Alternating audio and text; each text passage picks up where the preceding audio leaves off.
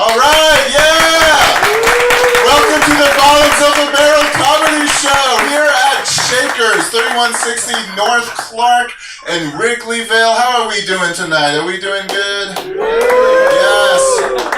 It is September 18th, 2018. It's a Tuesday. I always have to throw that in because in this crazy turnabout world, we don't know what's going to happen. Someone's going to complain that, another state got wiped out by a tornado. We didn't acknowledge it. And it's like, well, why didn't you acknowledge it? So I don't know. I have to say that because we actually did an episode where we were talking about Stevie Nicks and gave the trivia on how Prince played the keyboards and Stand Back. And they just kind of jammed, and that's how the song came about. And then 3 days later, Prince died. Yeah, and then that show aired on Saturday, and people were like, you didn't acknowledge Prince's death. How dare you? What kind of immoral people are you? And it's like, it was pre-recorded. I'm sorry. We didn't know. I do have to say I'm happy that Lincoln Towing Company is out of business.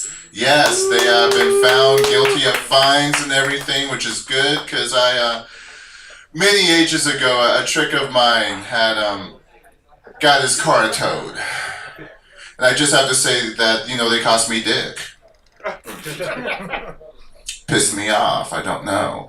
Oh God, I feel awkward now talking about nether regions, since Stormy Daniels, I guess, said it was like a Mario character laying on a bed of Sasquatch. I don't know. Only thing it made me want to do is I realize I have to manscape. Like the 70s are over. Just get it over with. And it's amazing how many women are admitting to having affairs with the President Trump. I've done Coyote Ugly. We don't claim that. We only claim that if they're like, oh, he offered to buy you a drink. It's like, oh no, he needs to keep walking. Like, no. But they do give you good comedy material. Anyway, I have other notes. Let's see what else we have here.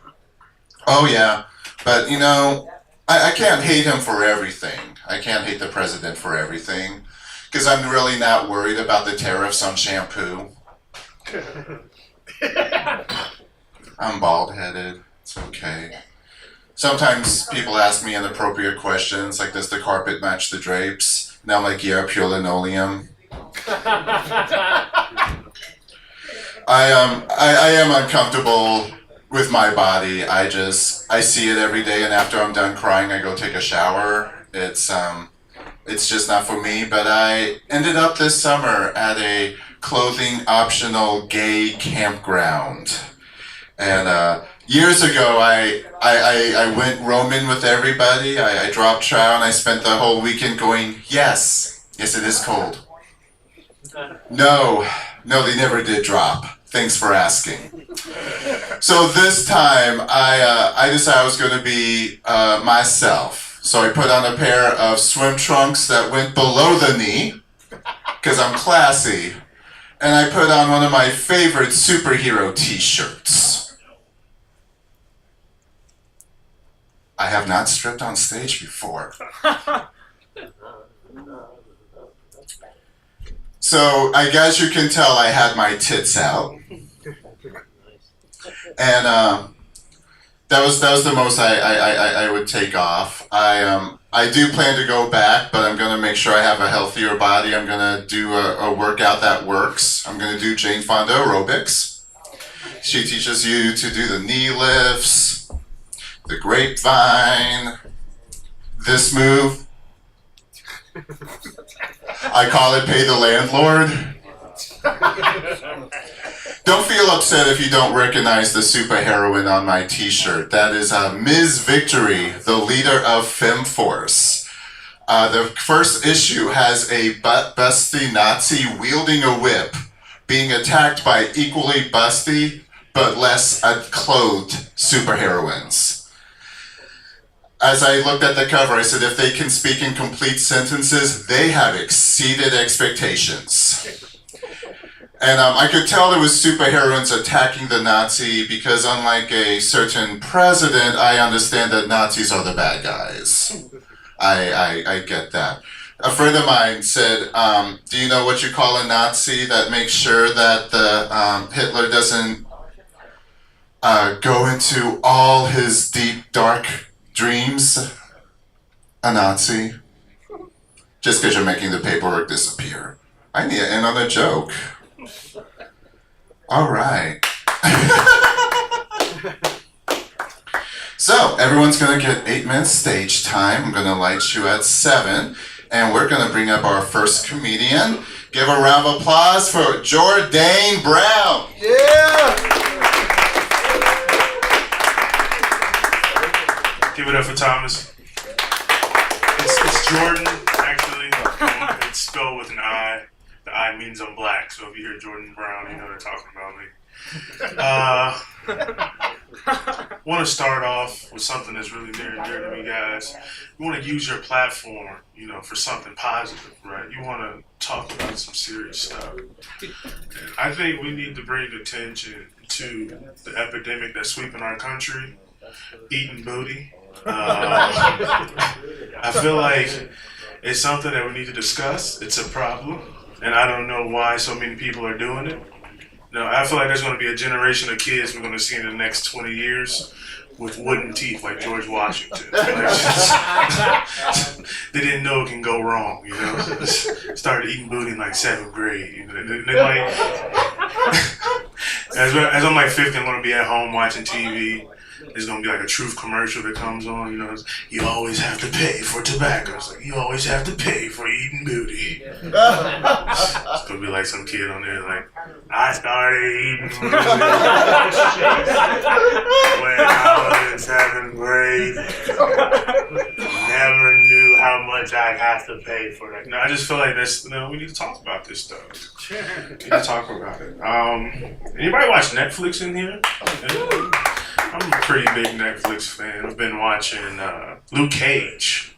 Woo! It's pretty interesting. Another show I've been watching is David Letterman. My next guest is. You guys been watching that one at all? Yeah. Okay, so it's if you haven't seen it, it's an episode where he interviews Barack Obama. That one was harder to watch than D-Rose highlights from 2010. That really struck a chord with me because I started to realize Barack might have been the best president we ever had. And if you think about put it in this context. Barack is the ex that America would never get over. When America leaves the club drunk, we text him hey, big head, you still up? What are you and Michelle up to? That's how we talk to him. I feel bad about it. And also because you get to realize, there's a lot of white people in here, but y'all tried Barack a little bit too much. I even heard there was an investigation going on. I was like, does he owe anybody weed money from college? Can we get him for an absentee dime bag? Is that in the cards? So. And another thing too is, one thing about Barack was nobody really threatened America while he was in power. When he was in office, nobody threatened America. Nobody had anything bad to say about it. Because it's behind that nougat colored skin of his, that awesome smile, that cool, calm, collected, Samuel L. Jackson-esque attitude he had is I wish somebody would say something it's better when I curse, but the FCC doesn't want us to do that. And another thing too about Barack is white folks, y'all tried to get him for something really dumb. From what I hear, the biggest scandal Barack had was he wore a nice suit on Easter, where black people are known to overdress. I feel like that was a little bit redundant and unnecessary, but one of my favorite movies, actually me and Alan were just talking about that, Black Panther's on Netflix. Now, anybody seen that? And I'm watching it, and I'm man, this is so great. We got a black superhero now. But I got some questions, though. Wakanda was pretty dope. And we treated Wakanda like it was a real place. Ain't that right? 3 black people in the audience right now. Imagine if Spirit flew one way to Wakanda. How much money they be making right now. But I'm watching and I'm wondering, does Wakanda have a King Drive at all? Is there a bad neighborhood in Wakanda? Because I feel like there's a bad neighborhood everywhere. Like, is there some grandma in the house telling her grandson, like, don't go too far down the block there, because you know they be selling that loose vibranium over there. I want you to stay out of trouble. You know, like, I don't know, maybe they are liquor stores in Wakanda. I just feel like they would probably be gentrified too, but yeah, I'm actually almost 30 now, as you guys can see, and things change when you're 30 and you're a big guy. You know, you just have bad days and everything like that, but I don't really concentrate on the negative, fellas, you know, gentlemen, only gentlemen. And one woman in the back there. But yeah, you start focusing on different things. Like, I had a bad day at work, my boss cussed me out, threatened to fire me and everything. I had to focus on the positives. Like, I had a good sock day today, you know. My sock stayed up the entire day. Like, that's like the bane of my existence nowadays. Or even like living with my girlfriend. Now, anybody got kids in here? Kids? Ooh. We got a puppy. And he ate the crotch out of every pair of workout pants she has, you know. Like, I'm trying to be funny, like, I didn't know how to spin it around. Like, maybe he just nasty like his dad, baby. He's just nasty like me. Maybe that's what it is. I started getting serious with her and everything, but I started to realize, like, they're talking about, like, toxic masculinity and everything like that, you know. And sometimes she be talking stuff to me in her sleep, because that's the only way I can take it. You're fat, you don't do a damn thing. You don't do a damn thing. No, I don't know. And even now, like, since we have a crib, I gotta be like more manly, but yet gentle at the same time. So it's kind of hard, you know, like you in the bed trying to be all, oh, babe, I love you. Then you hear a weird noise downstairs, you gotta act tough. Because she already telling her friends that you soft anyway. You fellas, anybody go through that at all? Just me and that one guy right there in the back. Thank you for reassuring my confidence again, sir. Because everybody else in here want to lie, like they don't have to act like they tough. Like, I literally decided one day I was gonna try and attack a burglar in a pair of my underwear and some Jordans. Like, I felt like that was gonna stop him. You know, I even threatened him, like, I'm big and I'm naked. Like, trying to weaponize homophobia. No, it's just, you know, and then my dog was just like, man, I don't know what you go do, Dad, because I'm still a puppy. Like, and that's the thing, like, he's so cool and he quiet too. That's what's creepy about him. Cute pup, but he's quiet and creepy. Like, we got security cameras. One day I saw him in the back, and there was like a line of dogs out in the alley just listening to him talk. Like it's like, Jesus, this thing is. He's like, dog, he hitting her. Look at him. He's just. I don't know how. Okay, I got a minute left. Let me just keep on going here. Actually, I don't really. No, I think I might riff a little bit because it is hot as hell in this room right now. I even wore a Adidas Combat polo to try to help me out here, but you can probably still see my underboob sweat. You know, it's Jesus, a little warm. But I don't really have much else to say. But other than that, remember, guys, it's all about the energy, and I'm Jordain Brown. Thank you.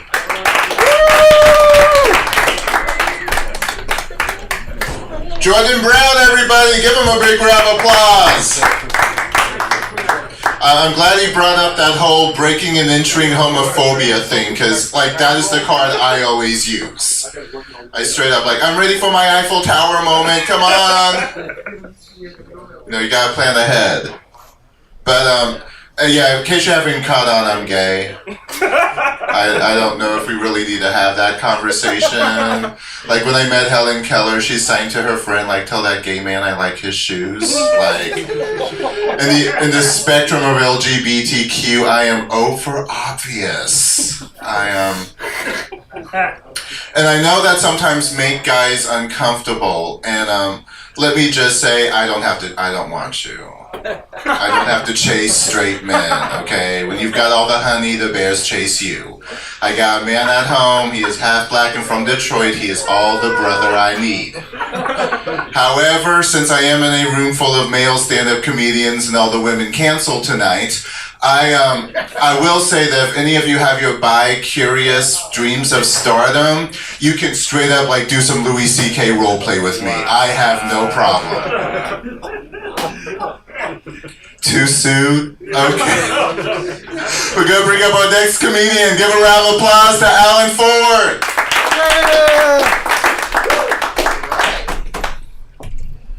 Yeah. So, my name is Alan Ford, and I am okay with light stalking, not heavy stalking, light stalking. Think light stalking can save your life. Think about it. You always got somebody who knows where you are and how you're doing all the time. And if you're in trouble, somebody will always call 911. You gotta think about it. Somebody will always call 911. And also, if Adam was a stalker, Eve probably would have never ate that apple on the tree. As soon as you got the apple, Adam would pop around the tree. What you doing over there? Don't eat that apple. God told you not to do that. Get your life together. Get your life together. It's a weird way to start off a set. I don't know. I'm out here without my hat. I lost some of my confidence because normally I'm so used to wearing a hat. I watch TV here, a lot of TV in here. One of my favorite shows is Master Chef. You guys ever seen Master Chef? Yes. And when I watch TV, especially these white shows, I like to make a hood version of everything I watch. So I thought Hood Master Chef would be different. You know, on regular Master Chef, you have Gordon Ramsay. On Hood Master Chef, you have Chef Geraldo. And on regular Master Chef, when Gordon Ramsay asked the people to bring the plates up, he said, present your plate. Chef Geraldo don't ask, present your plate. He asked, what the hell y'all cooked today? That's what Chef Geraldo asked. I can picture the first participant bringing up. Chef Geraldo go, what the hell you cooked today? The guy come up, well, what we have here is a mixture of shrimp and oriental ramen with some pan-seared hot dogs and a puree of hot sauce. That's the whole episode right there. That's all it would be right there. I love being black. That's one thing. I was listening to James Brown. I had to say that out loud. I love being black. But one thing about being black I don't like is that black people are always quick to take your black card no matter what you do. Like, I've never seen Empire or Power. Haven't watched it one bit. I told somebody that, he said, give me your black card. I got mad. Because I told him, hey, Stevie Wonder's never seen Power or Empire, and he still has his black card. Somebody tell me about that. That's not fair at all. Also lost the other day because I was eating some chicken, and I didn't know you're supposed to eat the top part where it's still meat of the chicken. My mom took my black card for that. Why is my mother taking my black card because I don't know how to eat chicken the right way? I also feel a little bad about myself that I'm telling white people that I don't finish chicken because they probably think all black people finish chicken. Not true. Not true at all. We also is different. Ma'am, can I ask you something? When you go get liquor, where do you go? To the ABC store. To the ABC store, right? You've never been to the stove before. Totally different. See, the liquor store, the sign, all the letters are lit up, right? At the liquor store, only 2 letters are lit up there. There's a bulletproof glass outside of it. There's always some homeless dude asking you for random change for a beer at 8 in the morning. It's like, what you need 37 cents for a beer for? Doesn't beer cost like $8.99 or something like that? Stupid. And it's 8 in the morning. What the hell you need a beer for? No.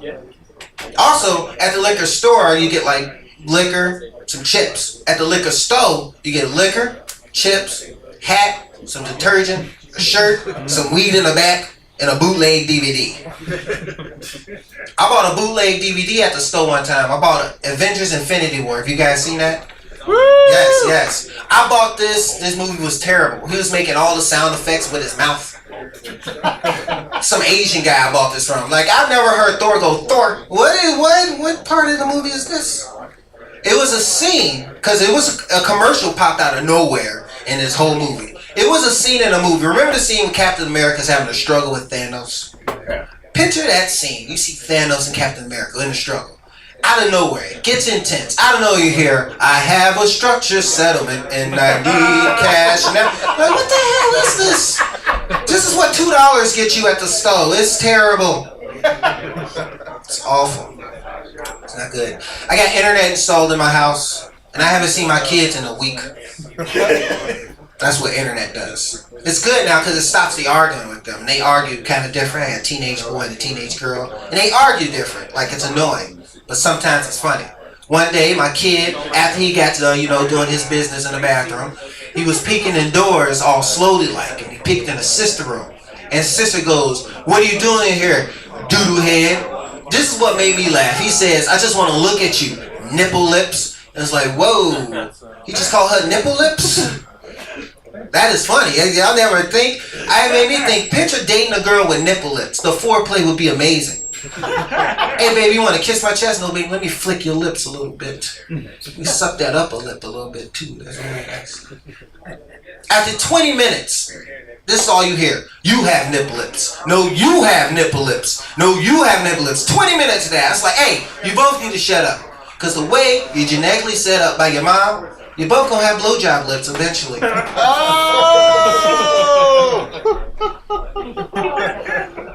That's how that's going to work at the end of the day. That's how it is now. I bought some marijuana from the store the other day. You can't smoke with everybody. This guy gave me this. He said, hey man, this is Gus's glue. So why you call it that? I smoked this. I was naked and throwing chocolate at fat kids. Like, what is this? This is what you giving me? He gave me some stuff. He called it Kermit. He's like, I hit this. My girl asked, Allie, you take out the trash? I was like, yeah, I did. What's wrong with that?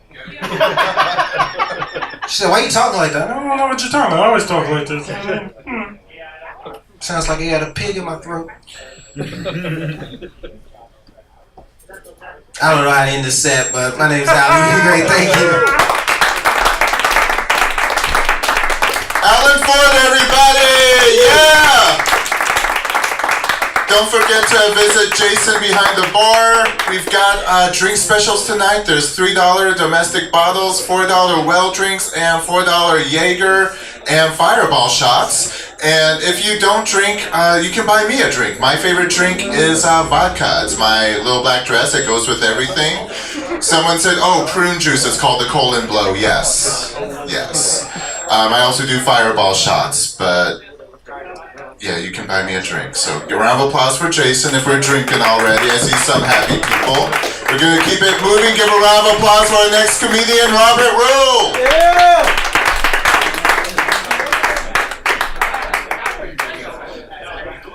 Thank you. Give it up for your host, Thomas, one more time. He was talking about Louis C.K. a little while ago. When that whole incident happened, I had a coworker at my day job ask me a weird question. They were like, hey, you're a comedian. Would you ever do what Louis C.K. did? I'm like, dude, I can't even do that kind of thing in a room where there's a mirror, much less another person. Here's the thing. If I'm masturbating and there's a mirror in the room, my reflection, not masturbating. My reflection is like, yeah, hurry up, Robert. Come on, why don't you finish and then go out and get some real action, you fucking loser. So anyway, I recently learned a little bit about Facebook etiquette. I learned that if a woman announces on Facebook that she's pregnant, don't write in the comments, so are you keeping it? I can be really petty on Facebook.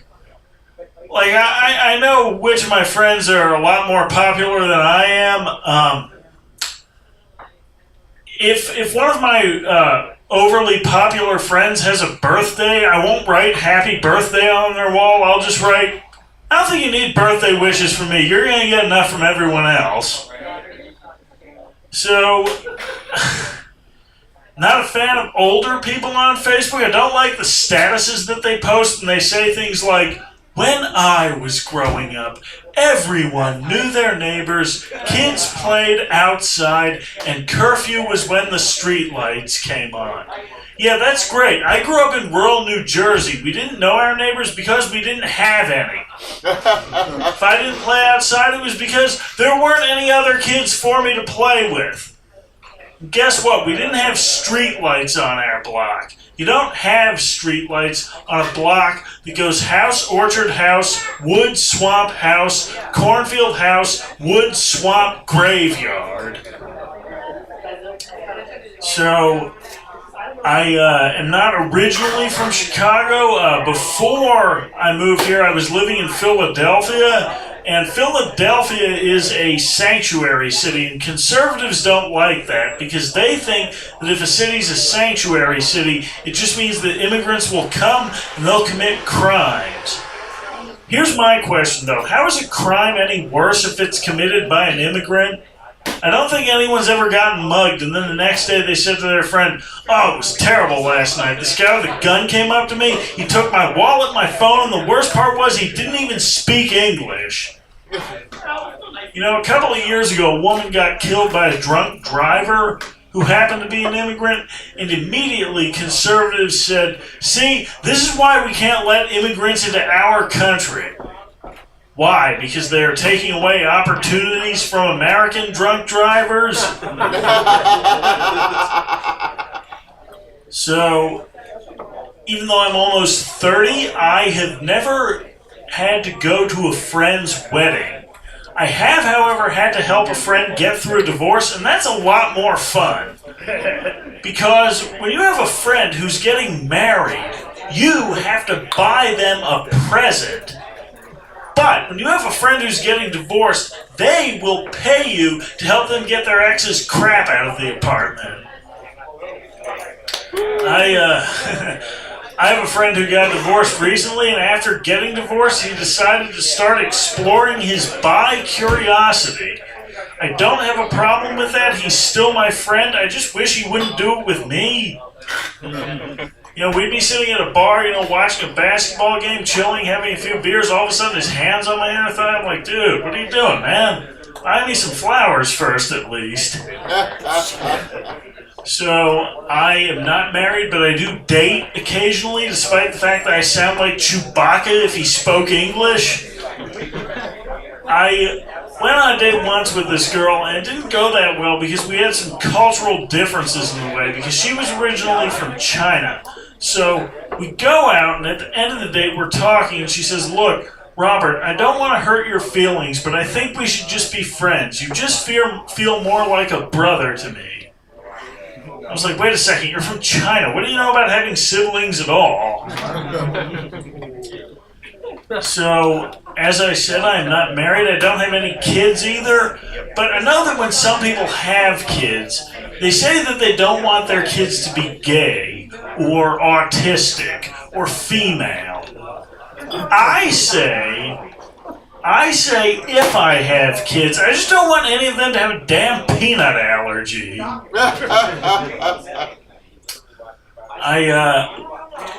I'm leaning towards having kids, but I know I'm not ready now, because here's my deal. I like kids. I like adults too. I hate families. So, when I was a kid, my father was an entomologist. That means he studied insects. So go through this with me. As a kid, I saw my dad earn his living by going into the woods armed with a giant net, capturing bugs, and then taking them back to a lab and sticking pins in their backs. So now you know why I'm a comedian. It's because seeing that, I was like, well, I guess I can be anything I want when I grow up. All right, guys, I'll leave you on that. Give it back to your host, Thomas Bottoms. Robert Rule, everybody, give him a round of applause. You mentioned marriage and everything like that and children, and I just have to say I don't want to get gay married because I look like I've been gay divorced 3 times.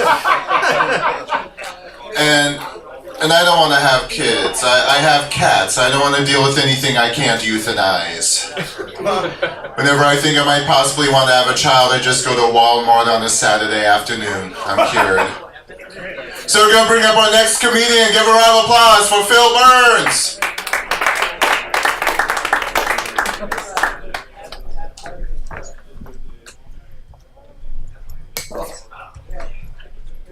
I don't know if I was going to say I don't know if I should take this out or not, but what the hell. In this neighborhood, you take it out, you get arrested. The guy, Jordan, you left already. He made a comment about almost being 30 and going through all kinds of physical problems. What I want to say, I can't say because of the FCC. I'm twice most of your ages. Shut up, Thomas. I've gone through more in my life up to now than most of you are going to see by the time you're 31. I've had cancer. I beat it. Okay? No, don't. Okay? Everybody, if they have a positive attitude, they're going to beat cancer. Just like Donald Trump, when he gets out of office, a lot of people are going to be in line to beat his ass. I'm going to be in the top third. I'm going to try my damnedest anyways. But yeah, listen to the news. I'm on a radio show on Tuesdays called News What News. And found out some interesting things today. Bert and Ernie came out. Woo! Okay. Now, that's about as relevant to anything. I mean, nothing against the gay community, okay? I found out a long time ago I'm not attracted to gay men or heterosexual women. So, yeah. But, yeah, I mean, what does Bert and Ernie have to do with the way our country is now? I mean, Trump is supposedly going to stand up to the Chinese about the tariffs. What about human rights violations? Oh wait, he's used to violating humans anyway. Anyways, that's Stormy Daniels, right? And Thomas was talking about the Mario game. Yeah, I saw a meme about the mushroom that they use in the Mario games. I think that's bigger than Trump's penis. I looked at it, it's like, shit. Oh, sorry. Mine is bigger than that. If any ladies would like to find out, that's another thing. But anyways, yeah. And then Trump is also easing rules on meth. But then again, most of his supporters use meth. Or wait, that's methane. Methane, never mind. I thought it was methamphetamines. I don't read. Sometimes I bypass a lot of things that are in the news and just read what I want to read. Just like when people say things to me that I need to hear, I don't listen to the rest of the conversation. Like one of my wives, yes, I've been married more than once. I've been married, I've had 4 marriages, 3 wives. No, I'm not a 4-time loser, 3-time loser. 1 kid. So if anybody has a dog they want to trade, he left. Damn. Yeah, it's funny. Bad news about my son. Or actually, I heard something about my son about a week and a half ago. He finally moved out. Best news yet. Yes. However, he still texts. I don't want it to sound like Texas. He keeps texting me. I need $20 for weed. Tough. I got my own weed. You want some of mine? I get 100. I get a bag for 100. And it's got like 30 nuggets in it. Right, did once. What? It's true. It's not that good, but I don't smoke weed that often. I got it about 20 years ago. But yeah, he's always telling me I'm stupid, I'm dumb, I don't know what I'm talking about. Gee, he works at Mariano's in the fruit aisle, in the fruit department, in the produce department. However, on the plus side, he met Khalil Mack Sunday. Okay, no football fans. Bears fans? Yeah, okay, you know who Khalil Mack is. Have you met him? No, I don't know. Oh, my son told me he's about your size. He's a football player. No. He's about, what, 250 pounds? 6'2"? Okay, he's about my build. No, he's bigger than me. Yeah. I have met football players, but I'm not going to go into that. And then last week, there was a law passed in Texas, open carry on swords. Yes. Not only can you carry a gun, a pistol, open carry, you can now carry a sword. Now, in the next, I'd say, 3 to 4 generations, Texas is going to be the least populated state in the union. Especially, you go to a barbecue and have too many Lone Star beers. Yeah, too bad they didn't do that with Trump. Or Trump's father. Anyways. Yeah, Trump is... Okay, I gotta do it. Heritage House is actually coming out with a commemorative Trump action figure. Okay. And this is how the commercial would.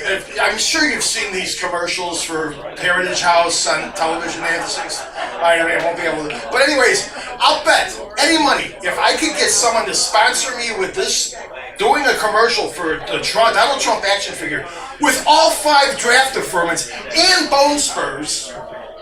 Of course, you'll have to pay extra to get a Melania Trump action figure because she comes in her own box. You rather I say the C word? No. I guarantee you, give me the money to make the commercial, put it on national television. I guarantee you I will be rich and out of the country before anybody realizes it was nothing but a scam. Just like our president. And I'm going to give it back to Thomas. Thank you very much.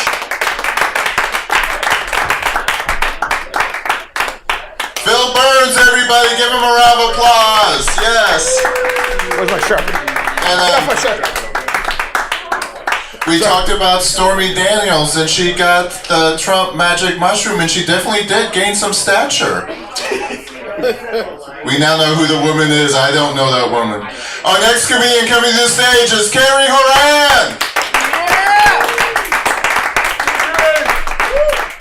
Thank you, Thomas.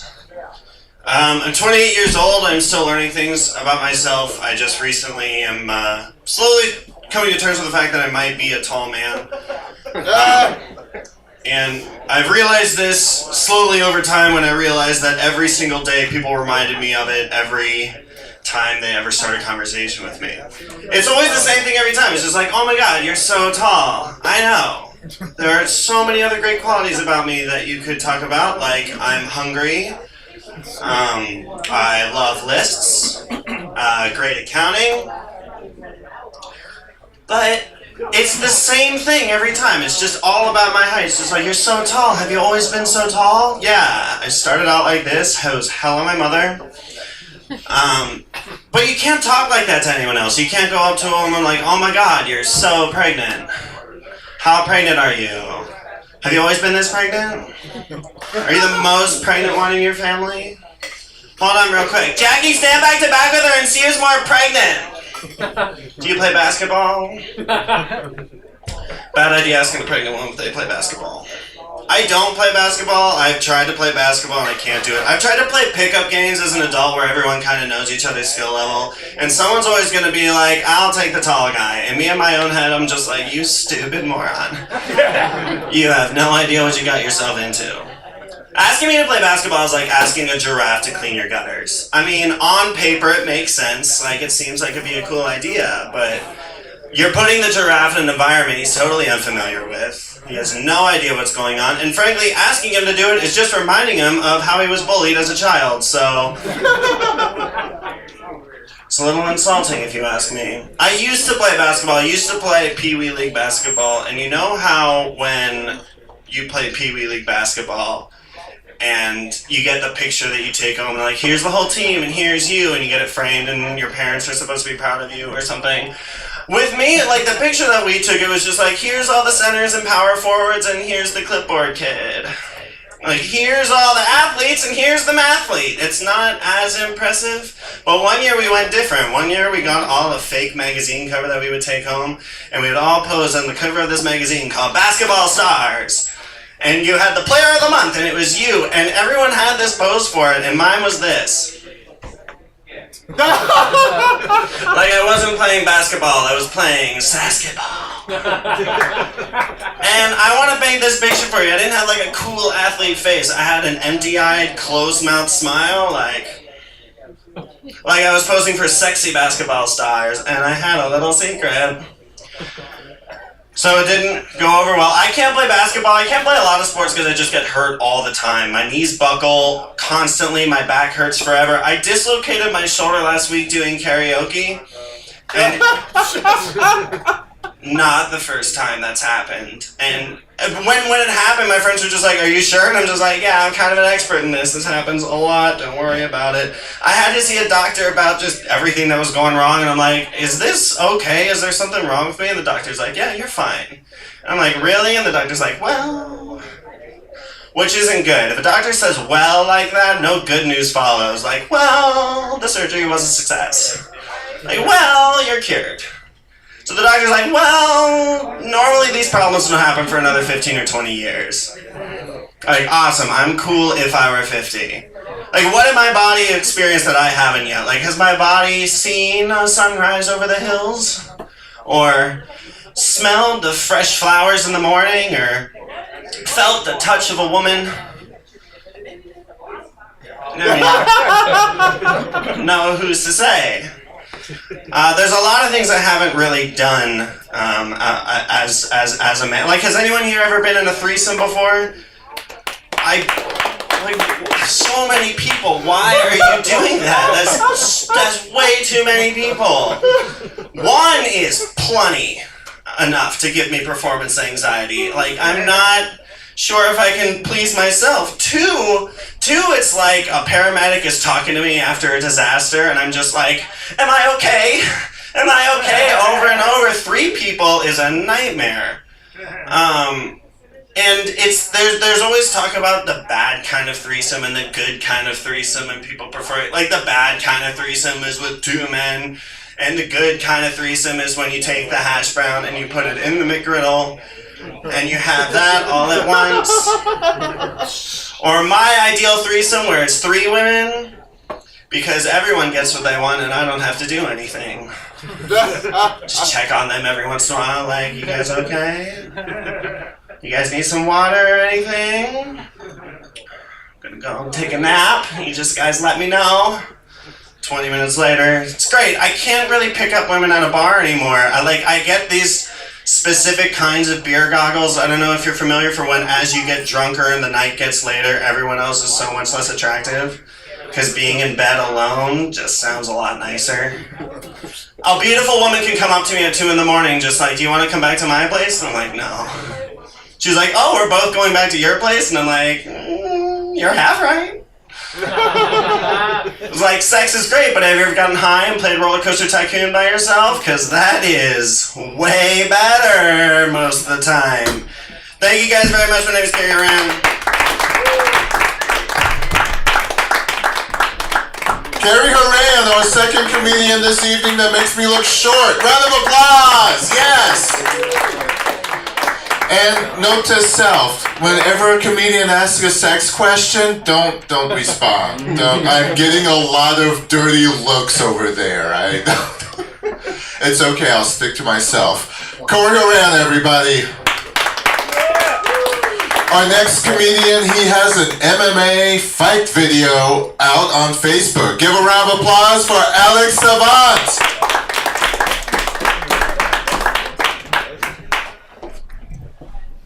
Guys, keep it going for Thomas Bottoms. I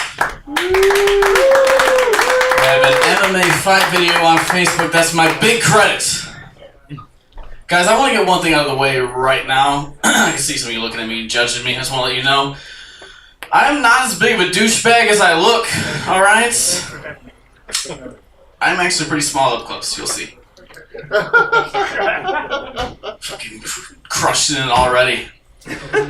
Guys, I'm a little bummed out, to be honest. I recently had to quit smoking pot, which sucked. Thank you for your condolences, people. That was really recently, too. I was actually just outside smoking some pot. And Thomas was like, hey man, you're on. I was like, can I bring in the pot? He's like, no. So I had to quit. I don't know, man. Something tells me I'll be back to my old ways soon, right? Like, I'll probably relapse after this show. If you're holding, let me know. I'm in from out of town. I'm poor and I need some weed, guys. Help me out. I did get high earlier today. You ever get so high that you forget what you're doing? Or where you're going? Anybody? No, I'm sorry, what, no one smokes weed in here? What, you guys all a bunch of cops? You have to tell me. It's the law. Man, I got so high earlier today. I was driving around for like 10 minutes in like 2 towns over, right? I'm just driving through town and finally it hits me. I was like, where am I going? And then I remember, I was like, oh yeah, I was gonna go for a walk. Mission failed, guys. So I am drinking tonight. I have to drink anytime I go out. Thank you. That is not what my family says when I say that. They're just like, no, you don't. No, I do. I have to drink anytime I go out, guys. Not because I have a problem or anything like that. It's just that if I don't order a beer, people will just assume that I'm 16 years old. You know what I mean? Like, it happens every time, like, without fail. Like, I'll try to be responsible. I'll go with my buddies. I'll be the DD for the evening. And it'll look like bartender comes up or the waiter and be like, what do we have? It's like, beer, beer, beer, beer, beer. It comes to me. He's like, how about you? It's like, just a water, please. Gets down. Hey, you'll be 21 soon enough, pal. And he tussles my hair and walks off with my dignity, guys. Every time, and I'm getting sick of it. So for that reason, I have to drink. That, and I have a problem, guys. I am a raging alcoholic. I can't stop. It's an issue. My doctor told me I'm what he calls a high-functioning alcoholic, which, one woo. That guy's a high-functioning alcoholic, too. What's up, man? You got weed? No, I get, like, some people are kind of get quiet when I say that. Like, I get it. Like, alcoholic never sounds good. Like, that's like a negative word, right? But I feel like high-functioning kind of makes it sound like I have my life together. You know what I'm saying? I heard that. I was like, high-functioning. Thank you, doctor. That is going to help me get through this week of binge drinking that I have planned, guys. I don't know. That's just me, though. That's how I look at the world. I'm optimistic. I'm a glass half full kind of guy. And then I slam that glass because, again, I have a problem, guys. I like to drink. It is an issue. All right. I started dating recently, you know. I just feel like it's time, right? I'm getting older. Like, I'm going to be 30 in October. 2024. It's right around the corner, guys. I feel it in the knees already, you know what I'm saying? I'm getting old. But no, I decided it's time to date, right? I didn't date a lot when I was younger. I was a shy kid. Had a hard time talking to women. Got a little bit better at it as I got older, though. Slept around a little bit. Got a few awkward HJs in friends' basements. You know how it goes, right? This guy's chuckling. He gets it. You know what I'm talking about, man? You know how one day you're going through that transition of like child to teenage years, and you're like, I kind of like hanging out and playing Legos and pretending I'm a superhero and whatnot. And then one day you're sitting in the basement watching Family Guy in a beanbag chair for your math class, and she diddles your pickle, and you're like, you know what? Forget Legos and forget my friends. I don't need any of that. I found something better. For like 8 years later, you're just hanging out in basements watching Family Guy in beanbag chairs, inviting chicks over for math class. Like, hey, what's going on?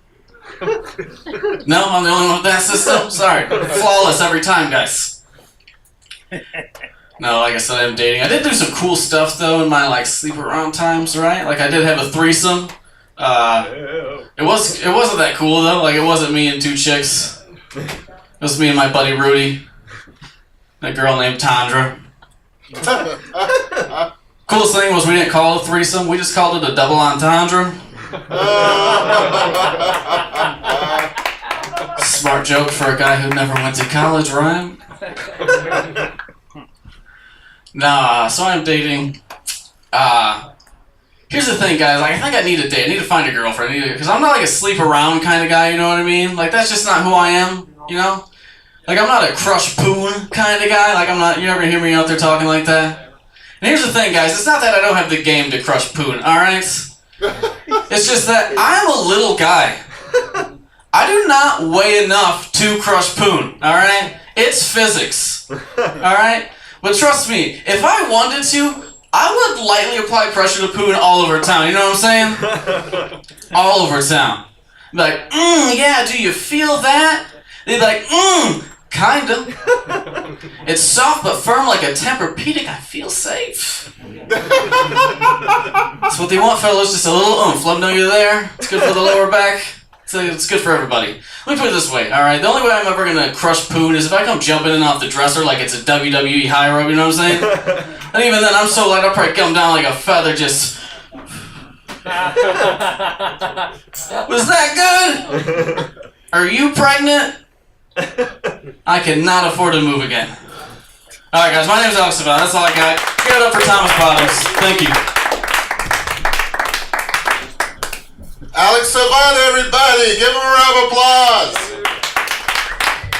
He's crushing all the poon I'm leaving behind. We are now going to bring up our musical guests. Give a round of applause for Patrick and Jeremy.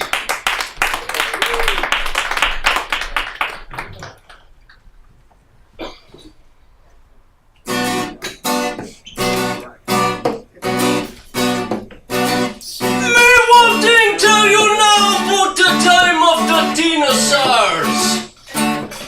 Put a tiny dinosaur, what you know by name? Oh, 'tis not a T-Rex, I tell ya. No, not an allosaur. 'Tis not a raptor when I sing of thee. 'Tis the tiny rasta blackfish of the sea. Trilobite, you the tiny blackfish of the night. Trilobite, Trilobite, I know I don't sound Jamaican, but baby you're still on my favorite crustacean, grooving around the Precambrian floor. You poor bastard, you don't exist no more. Trilobite, you doubt your own existence, and you're right. Like a Rasta Socrates, Trilobite. As the devastating meteor crash was transpiring, you never even dropped the spliff you was firing, shaking your dreadlocks and going where you want ya, and smoking the seaweed like it was ganja. Like it was ganja, ganja, ganja, ganja. Like it was ganja, ganja, ganja, ganja. Like it was ganja, ganja, ganja, ganja. Like it was ganja, ganja, ganja, ganja, ganja. Trilobite, olay, olay, olay, olay, olay, olay. Trilobite, olay, olay, olay, olay, olay, olay.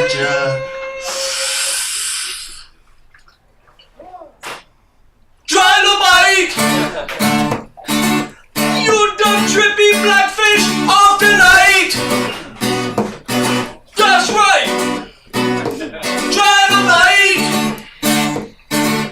Trilobite, you missed the humiliation of being in Red Lobster seafood sensation. You're in a pain like no other. Has fat people dip you in garlic butter. Trilobite, you dumb tasty blackfish of the night. That's right. Trilobite, you look like a fancy charcoal briquette. But wait, bitch, I ain't finished yet. You've given the clownfish a plenty good scare, 'cause you look like Andy Garcia's hair. Trilobite, you mafioso blackfish of the night. That's right. Trilobite, Trilobite, you know I'd love to thank you, but mass extinction came to spank you. It was an act of God, but you're still my favorite arthropod, like a tiny living Batmobile. I'll be wish that you were real. You don't have to turn on the red light. Trilobite. Yes. Thank you. Now we're gonna do one more for you. Yes, that was not my real voice. We don't need to get too deep into the current administration, but a friend of ours fled to Oxford, England during the Bush years, and we went to visit him, and he took us all around to the places where they filmed the Harry Potter movies. Harry Potter, he's my favorite warlock. I think he's tough, man, because Harry Potter plays a game chasing around a ball with a broomstick wedged up his ass. His ass? His ass. And I know a lot of NFL linebackers be like, nah man, that's okay. I risk concussion in my game, but let me keep chasing around a ball without a broomstick wedged up my ass. Anybody here know what that Harry Potter game is called? Quidditch, that's right.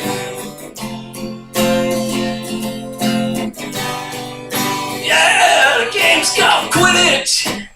You fly around like a Widditch. Oh, but it hurts like a bitch, 'cause it's an ass chap at Quidditch. Now Harry's broom got hit by Draco. I think you better call Mako. But all of Gryffindor's getting edgy. They got a Harry Potter wedgie wedgie. Harry Potter wedgie. Harry Potter wedgie. Better not turn your back, or there'll be a broomstick riding up your crack. Yeah, that's right now, and if Hermione wants to do it, I'm gonna rub her down and sue it. Rub her down and what? Hermione, man, I'm gonna rub her down and sue it. Sue it. Hell, sue it. Sue it, man, it rhymes with do it. What the hell does it mean? I used to know what sue it meant. Hang on.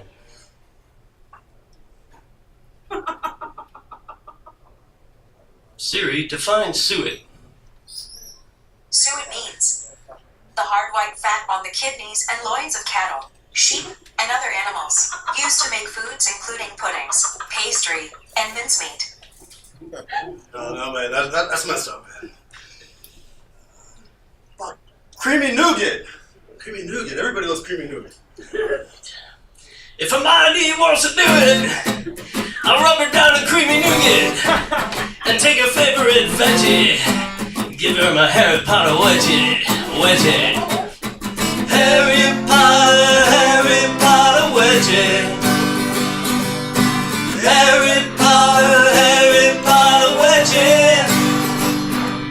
Oh, better not turn your back, or there'll be a broomstick riding up your crack. And now I think we should talk about Harry's friend Ron. Ron? Ron. Ron? Ron. Ron. Ron. Ron. Ron. Ron. Ron.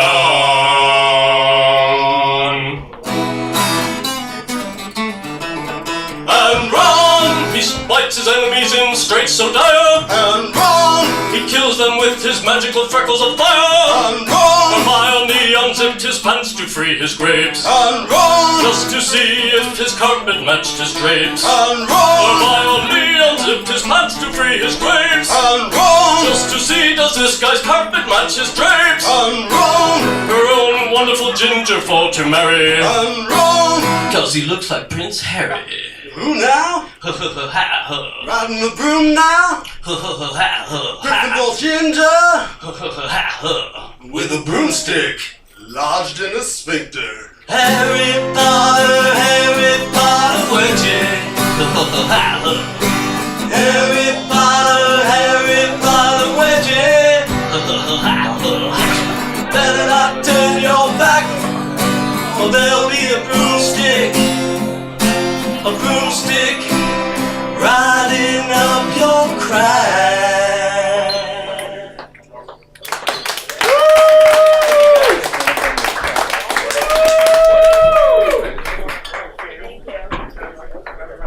Patrick and Jeremy, everybody!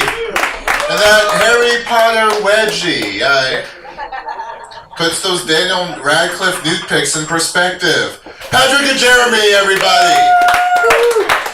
Give a round of applause for Jason behind the bar. He's given us some drinks. We've got $3 domestic bottles, $4 well drinks, and $4 Jaeger, and fireball shots. So again, if you're not drinking, do buy me one. It's okay. We're gonna bring up our next comedian. Give a round of applause for Jeff Brumfield.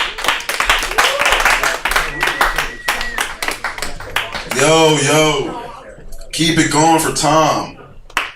Yeah. I'm really glad to be here to perform in front of all of you. It's gonna go well. It's a very packed room right now. So it's 2018, guys. 2018, and in 2018, I'm saving money. Technology is helping me save a lot of money. When I say technology, I mean the self-checkout at Walmart. And when I say save a lot of money, I mean I've been stealing thousands of dollars worth of stuff from the self-checkout at Walmart.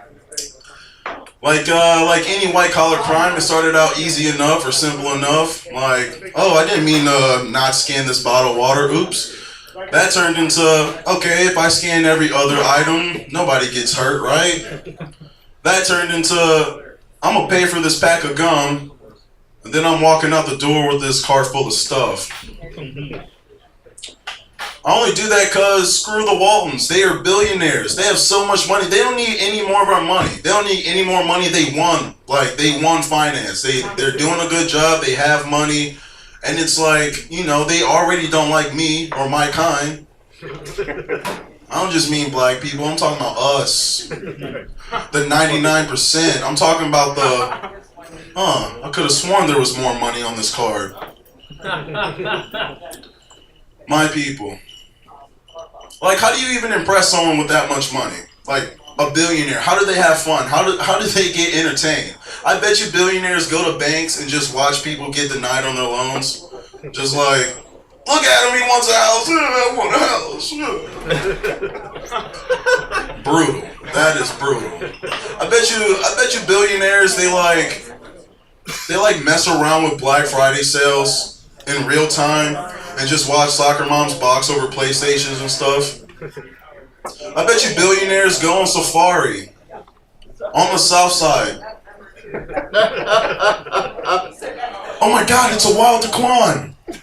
Don't get too close, take pictures.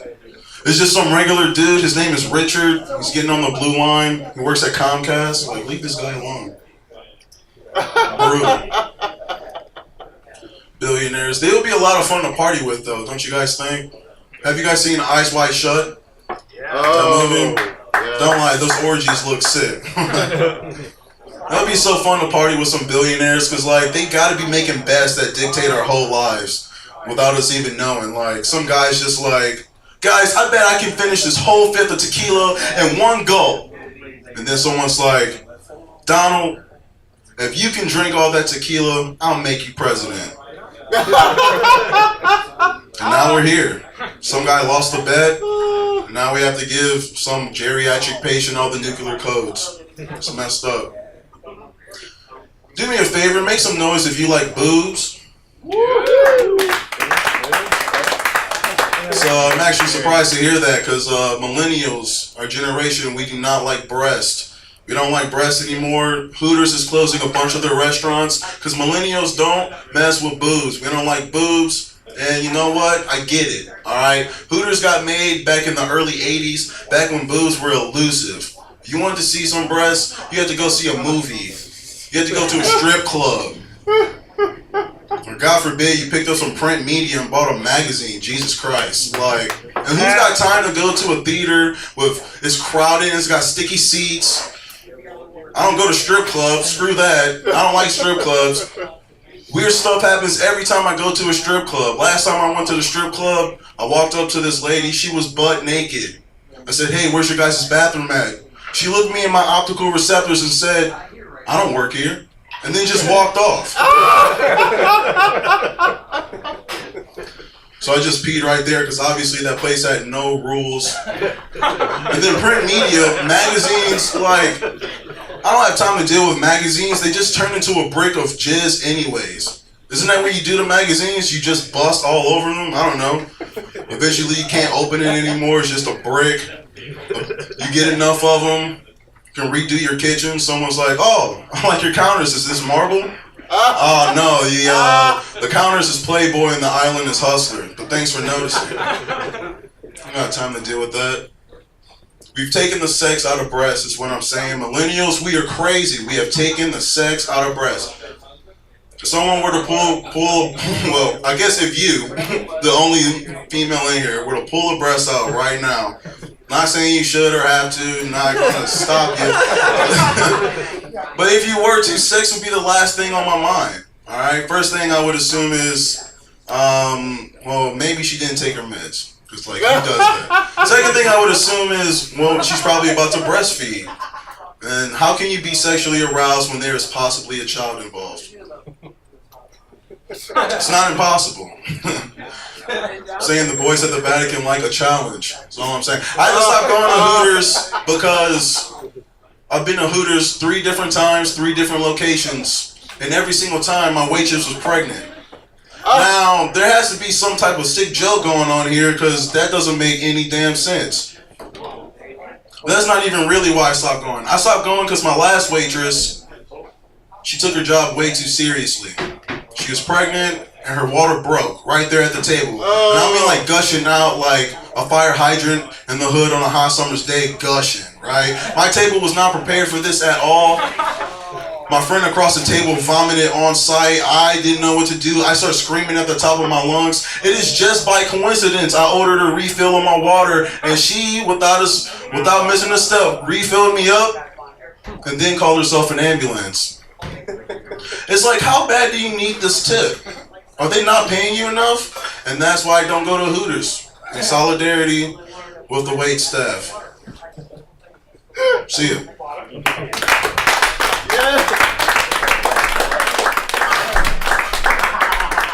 Jeff Brumfield getting the best service ever at Hooters. Yes. You're going to bring up our next comedian. Give a round of applause for Nate Gallaway. What's going on, guys? I love smoking weed. Anybody else like smoking weed? Thank God you guys cheered. I was starting to wonder if you were the cocaine crowd or not. But I love smoking weed. But the names of some of these strains are just getting like way out of hand.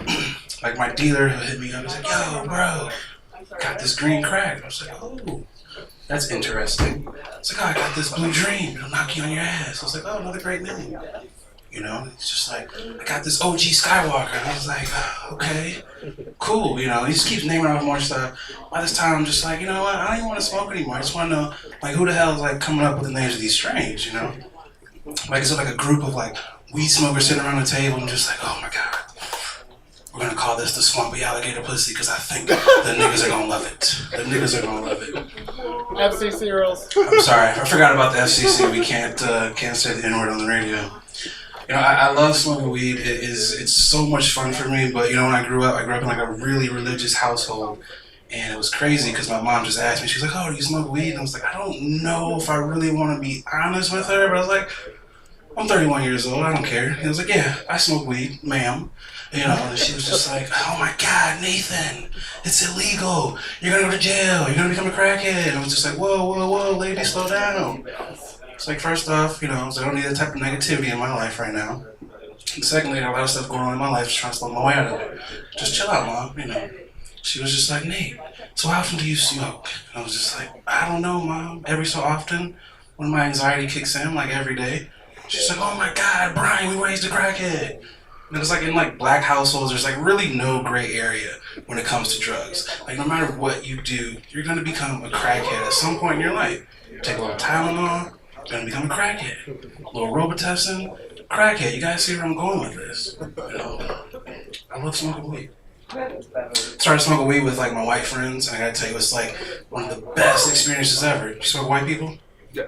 You do? You like it? Once or twice? Yeah, it's so much better like when you smoke with black people, isn't it? Yeah, like when you smoke with like black people, it's usually stuff you talk about when you're sober. It's like chicks, and Jordans. It's like the worst like conversation ever. But like when you smoke with like white people, it's like deep stuff, like super deep. I was smoking with like a white friend similar to you, ma'am, and you know she was just like, "Nate, it's like, are you comfortable with your gender?" And I was like, whoa.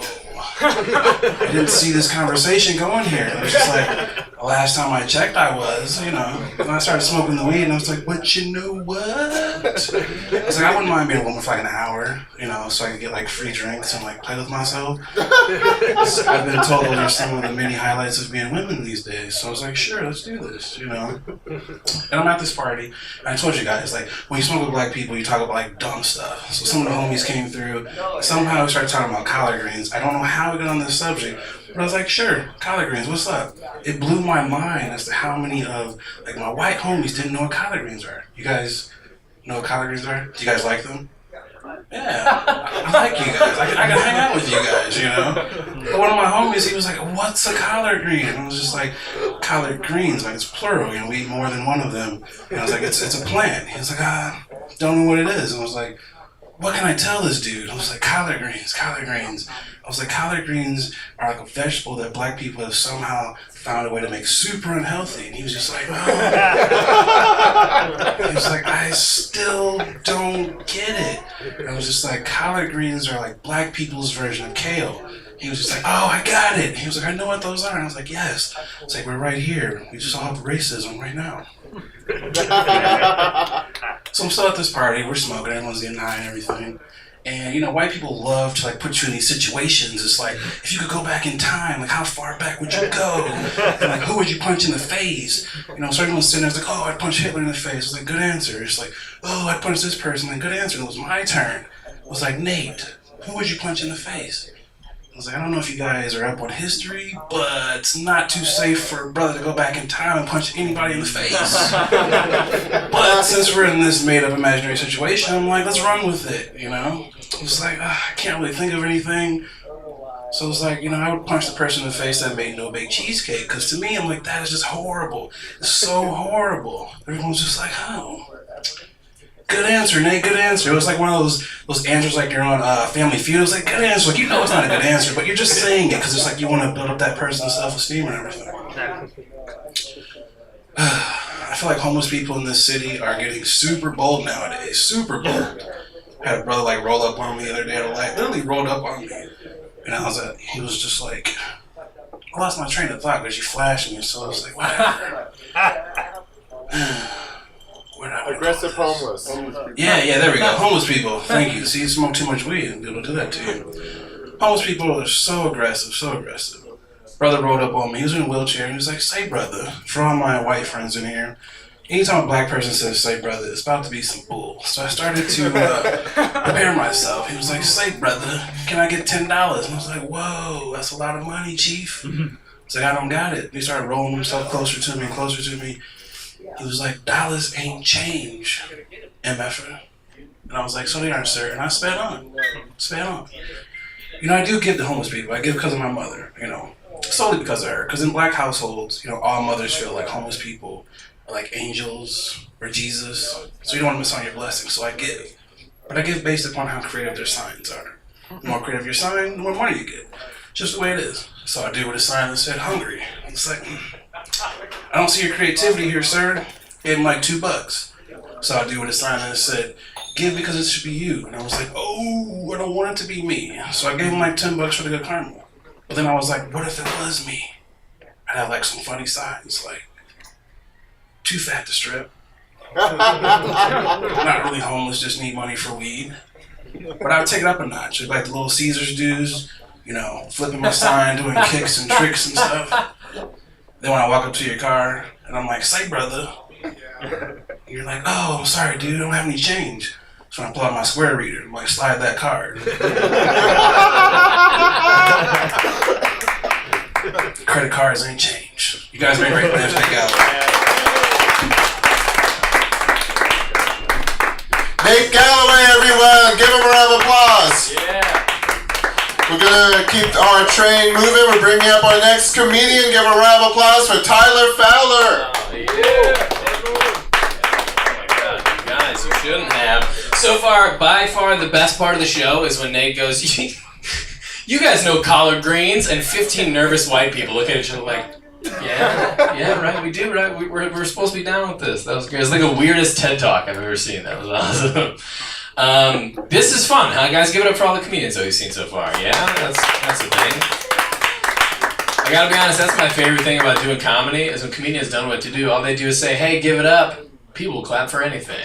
Yeah. Which is great, because no other profession could buy time doing that, you know? Like, you would never see a nervous doctor standing over an open heart, like,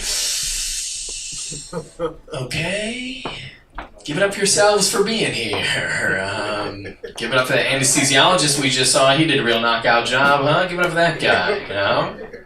It's a long way to go for a bad pun, I know. I just think more people should get to do that at work because there are stressful jobs out there, you know? Like, imagine a cop runs into a tense situation, doesn't know what to do. He's like, hey, keep your hands where I can see them. Okay, now put those hands together for your bar staff because they're working hard, you know? Give it up for those guys. Good, man. It's always a good set. First joke, 3 people get up and walk out. That's how I know I am killing it. Oh, I shouldn't have said that for the YouTube. They wouldn't have known. Shoot. My last name is Fowler, so people ask me a lot if I'm related to the famous baseball player Dexter Fowler. One of my friends goes, Tyler, that's ridiculous. You don't look anything like him. He is athletic. And if you know anything about baseball, Dexter Fowler's athletic. He's also black. Yeah, and the reason I don't look like him is because I'm not athletic. Yeah, dude, if you're keeping score at home, that means I am scrawnier than I am white. You guys can see how white I am. I'm trying to get in better shape. They just opened a new gym in my neighborhood. It's one of those like minimalist studio gyms where instead of having treadmills for cardio, they send you outside to run around the block. What a bold business model. Because you walk in, you sign a waiver, you pay $150. They look in the eyes like, okay, get out. They're standing on the sidewalk trying to get people to join. They go, sir, what do we have to do to get you to sign up today? I was like, you can start by finishing the gym. Because right now, this looks like a gym that went out of business, then raised their prices. So I don't really know what to do with that information, you know? You guys ever do this thing where everything's going wrong in your life, so you just change everything all at once? Good, relatable. I've realized in the last year I've become a sober, vegan, caffeine-free comedian who meditates and wears glasses. Yeah, if you're wondering, the answer is yes, I do hate myself. Like me a year ago would beat me up today. Because he had the physical strength too. You know, that's what they don't tell you about being vegan. You're going to be tired. I knew his back is, I was walking on the sidewalk the other day, I saw Dad and his son playing catch with a baseball. The ball gets away from them, rolls up to me. I picked it up to throw back to them, and I didn't even think about overhanding it. Yeah, that's what they don't tell you about being vegan. You'll be 26 years old out here disappointing somebody else's dad. Got that one laugh. That's what we do it for. Love that. Love that. What's your name, dude? Deontay. Deontay? Okay, you watch me overcompensate, trying to be like, cool, man. Deontay, I feel like you are a nice dude. You're sitting in the front row, you're smiling, you're happy, you look like a happy guy, but you're also really good looking. You're also like really good looking, and I hate that. Here's my thing though, I hate when good looking people are also nice. I'm like, dude, pick one, okay? Because nice was our thing, okay? And frankly, that's all we've got, you know? A lot of my female friends say that to me, like, Tyler, you're so nice. Women must just love that. You're so nice. Which is a super nice way of saying there's nothing else identifiable or attractive about you. And I don't mind being a nice guy. It's just that nice doesn't work in all venues. You know, like, I could never be at a bar at 2 o'clock in the morning just holding the door open for women. Like, pretty nice. What do you say? That just turns into me holding the door open for you to leave the bar with a good-looking dude you've met at that bar. You know? He knows. Good.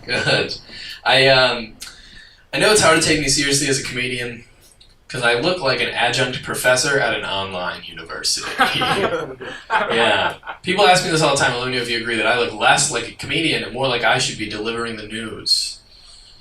Like the good news of our Lord. Yeah. Door to door like some kind of sexy Mormon missionary who's lost his way, you know? Yeah. I like that I threw the word sexy in there. You didn't agree to that at all. No. It's a weird look. Part of the look is glasses. I just got glasses for the first time, and until I wore glasses, I thought my eyesight was totally fine, right? Then I put the glasses on, I looked in the mirror, and I was like, whoa. That is not what you said you look like. Yeah, guys, I catfished myself. I was like, dude, you said you were a model. You're just a creepy-looking youth pastor. What is this? This is not what I signed up for. The thing I realized I'm prepared for when I started wearing glasses is people you don't know will come up and ask to try on your glasses. So all the time, strangers will come up, take the glass off my face, put them on, and say, how do I look? Blurry. And that's always followed by them immediately insulting my visual disability. Like, oh my God, Tyler, these glasses are crazy. How do you even see? Yeah, how do I see? Usually with the help of those glasses. I just think that's weird, because that would never happen to someone with a different disability. You know, same guy would never walk up to someone in a wheelchair, like, hey, let me take that for a spin. And then get in that wheelchair and be like, whoa, you really can't walk. That is the best reaction I could ever hope for. I'm Tyler Fowler. Give it up for Thomas Box, you guys. Tyler Fowler, everybody, give him a round of applause. We're going to go ahead and keep this train wreck moving. Give a round of applause for Scott Schwartz. All right, thank you, conductor of this train wreck. All aboard! Awesome. That's how I thought that was gonna go. What's going on? My favorite story of 2018 is by far Papa John. Do you guys know what's going on with Papa? Yeah, what, dude? For those of you who don't know what's going on with Papa John, he said the N-word in a company conference call. And he said he was pressured into doing it. But it's like, dude, who pressured you? Like Lou Malnati? He just put the gun to his head. He's like, say it, Papa. You better say it. But, yeah, it's like pressure to say the N-word. Like, this isn't a Kanye concert, okay? Like, this isn't a class reading of Huckleberry Finn, all right? You can't be pressured into saying the N-word. It's going to be, like, better ingredients, better pizza, Uncle Jim Crow. That's where that company's headed. But, yeah. Any of you guys seen the movie 8 Mile? Couple people? Awesome. Yeah, I love that movie. I just watched it over the weekend. There's this scene in the movie, if you guys remember, is the end scene where Eminem has to battle 3 rappers in order to prove he's the best. And growing up, I wanted to be Eminem. I thought I was like the next Slim Shady. I just always wanted to be a rapper. And I was like, that's gotta be me. And at this scene, he turns to the guy next to him when he's rap battling. He goes, you think this guy's a gangster? His real name's Clarence. And Clarence lives at home with both parents. And Clarence's parents have a real good marriage. And I was like, wow, that's a great line. But even at 11 years old, I was like, I'm never going to be a rapper. I was like, that just killed my dreams right there. I'm like, my parents have a fantastic marriage. I'm going to live at home until at least 25. Like, that's it. Like, that was my dream. And plus, no thugs are named Scott. You're never going to be like, Scott, get the strap. I'm like, all right, here we go, guys. But, yeah, so my dreams died early, so I was like, well, I'll try out comedy. But, yeah. Comedy's fun, and it's interesting when you first tell your parents that you do comedy. Like, do any of you guys remember when you first told your parents? Good reactions or bad? Good? So? Alright, that's okay. It's better than me. I told my parents that I was doing comedy because I had just been coming home really late every night. And they were like, oh, we thought you were gay.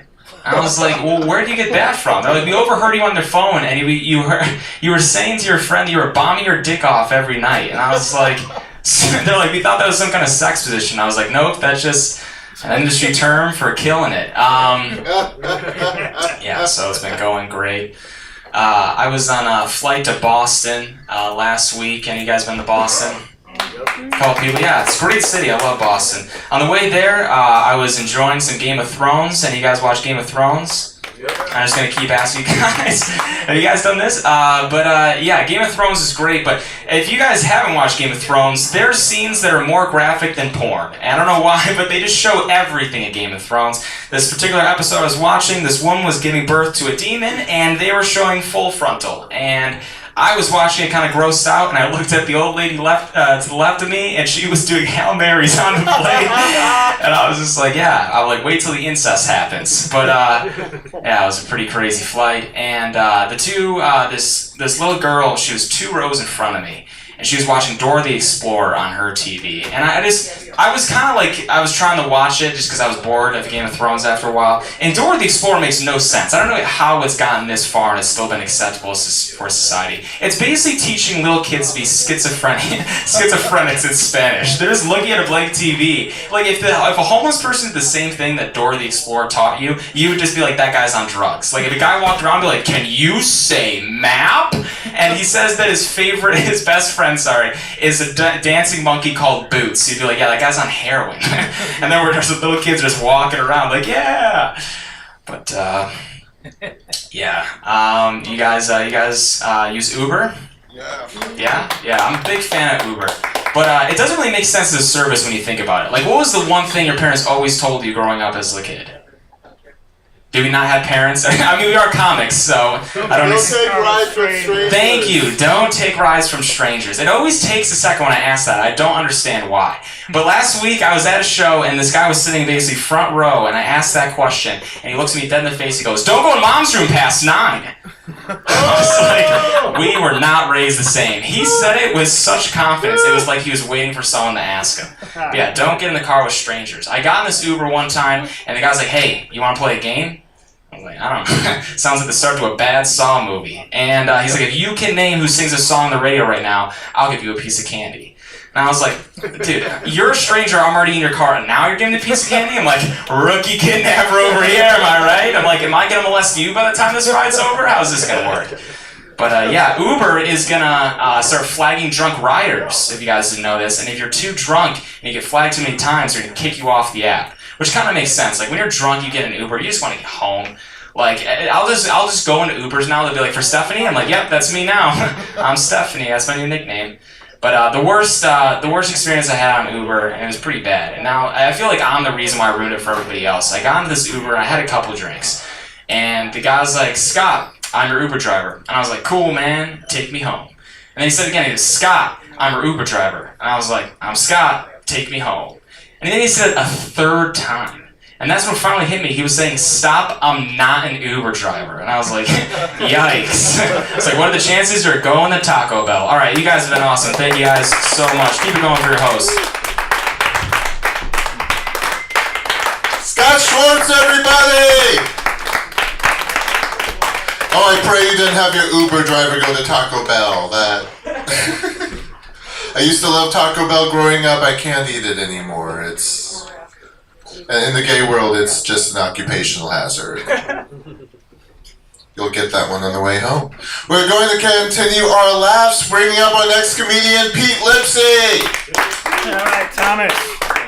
Thank you. Thank you, folks. Happy to be here on the safe space of the stage. So get this. Before I got here for the last 4 hours, I'm talking my buddy off the ledge. His new girlfriend texts and asks if he thought she looked fat, and he furiously typed back, no, but his phone autocorrected, moo! Oh! So wasn't sure you were happy to be here in Chicago, folks. It's voted the mustache-friendliest city in the nation, which is horrible news for me, awesome news for my sister. You can house a family of 5 under that Durante of hers, folks. Listen, I get all my stuff out of the newspaper. You can't write it better than what's happening in real life. Another Al-Qaeda knucklehead chimed in and said, the only way our country will ever see another terrorist attack is if we all convert to Islam.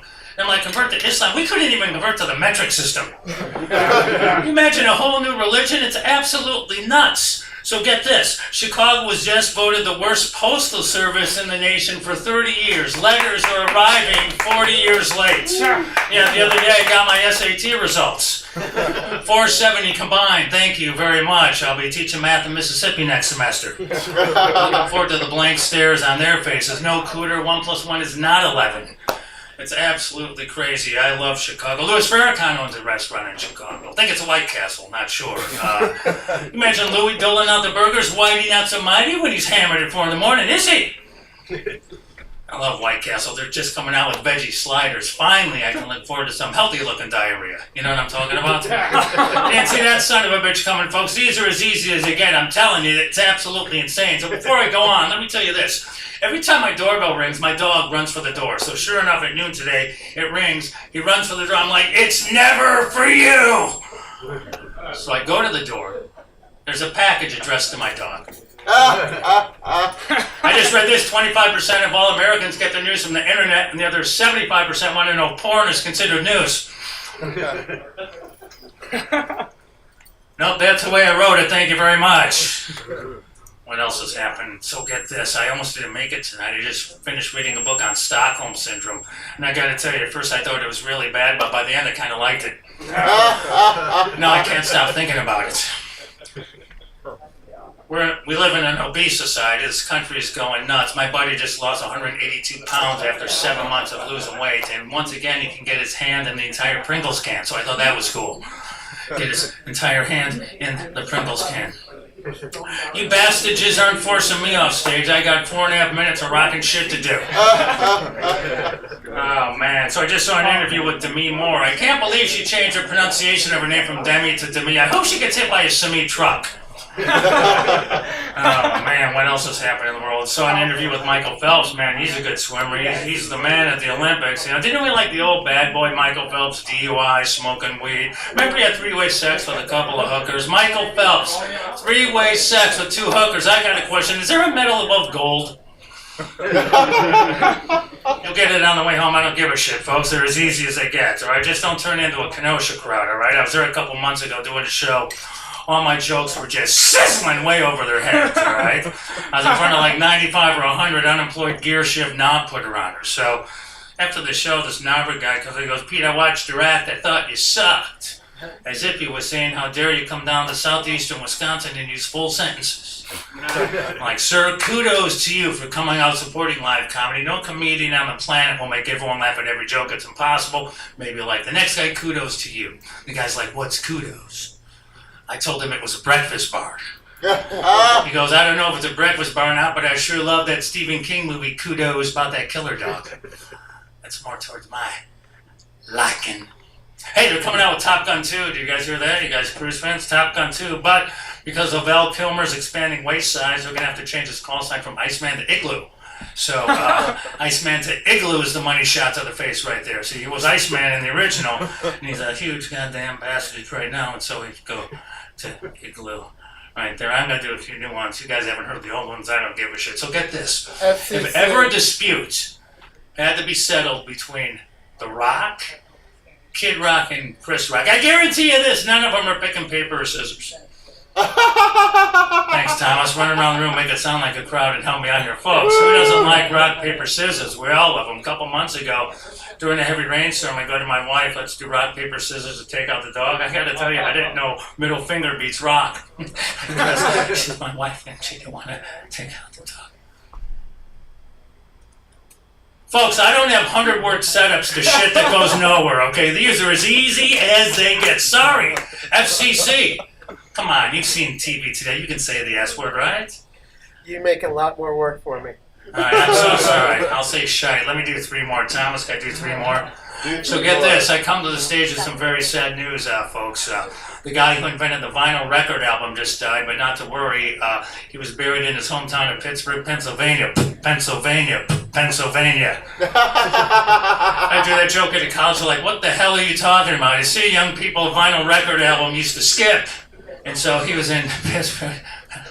I'm like the oldest one in here. By the way, like every other comic in here, I'm turning 30 years old 26 years ago. All right, what else is going on? The guy invented the xylophone just died. They're all dying, you know. And when asked to comment, everyone at the funeral said he was good at what he did. Now it's time to close the lid. Chocolate. They're all dying. The guy invented the Frisbee died 5 months ago. And per his request, he was buried on top of a roof at his neighbor's house. Top of a tree? Funnier? What do you think? Alright, I got 4 to go. They're only 6 seconds each. Alright, yell out a number. 4. Oh, so get this. A vibrator company is being sued and because they said they were giving out the sexual habits of all its customers. And the vibrator company lost about $1.5 million, which is pretty good. But all the plaintiffs wanted to sue for $1 bazillion. And $1 bazillion, thanks, Thomas, right there. They're all funny. I'd be on Kimmel. For crying out loud. Alright, I got 3 more. Listen, these are as easy as they get. No, you won't get that one. So get this. Hugh Hefner died a while ago, and they're still having trouble celebrating him at the Playboy Mansion because they can't get the flags at half staff. And that's all right there. I figured you like dick jokes. Get this. Study says that men who masturbate at least 45 times a month are less likely to get prostate cancer. And I'm like, no kidding. How many 15-year-old boys do you know with prostate cancer? 15-year-old boys with prostate cancer. Nah. Oh, let me ask you this. You think people who work in water cooler factories ever get anything done? So get this. We have 10,000 days in this country, okay? National Punctuation Day is coming up next week. And I'll tell you, I'll give you Arbor Day, Administrative Assistants Day, Grandparents Day. There's absolutely no way in the world I'm ever celebrating Punctuation Day, period! You know why no one laughed? Because no one knows how to use punctuation in their Twitter or anything. Period is the punchline right there.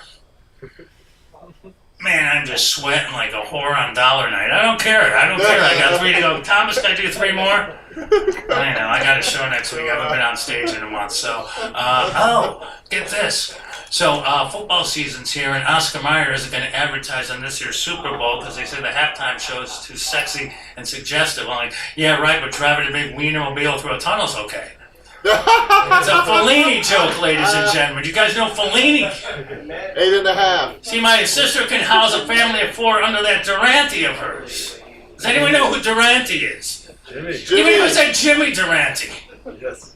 All right, I got 2 more. Is that all right, Thomas? Come on, hurry up. All right. Pass your time. Don't be that person. Nah, I'm not gonna be that person. All You're right, that I gotta person. go. Good night. Pete Lipsey, everybody! Yeah!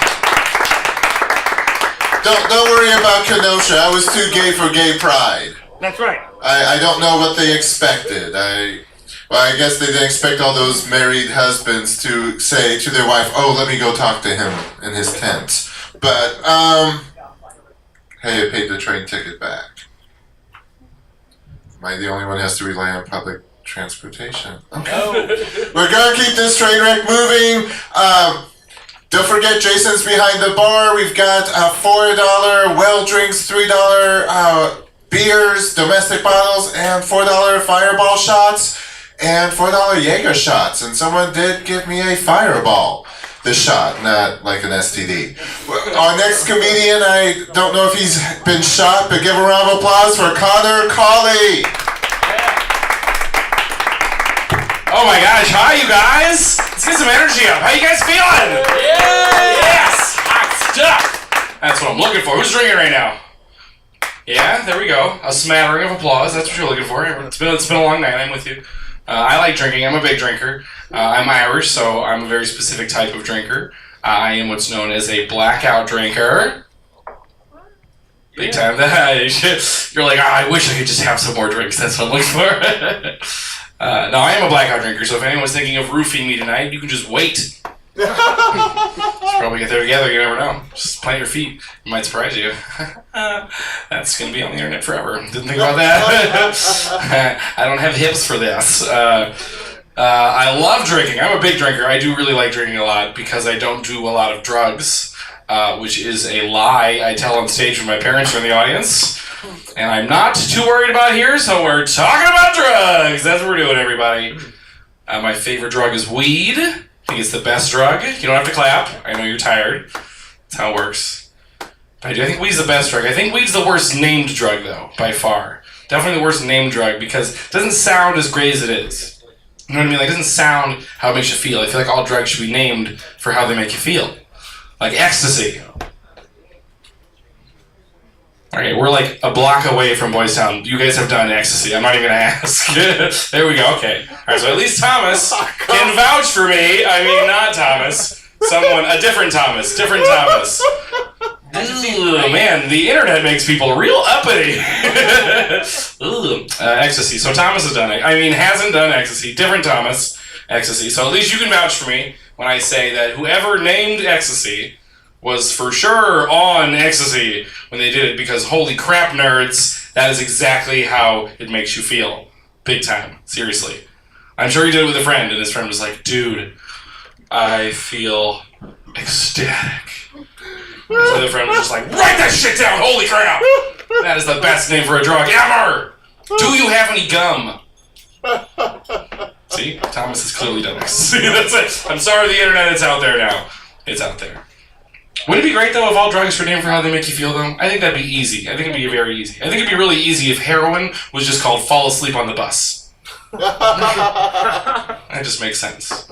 I think it'd be fun if we named drugs for how they made you feel, too. I think it'd be a lot of fun if meth was just called That Kid from High School Looks Worse. That's how it makes me feel, at least. I don't know about you guys.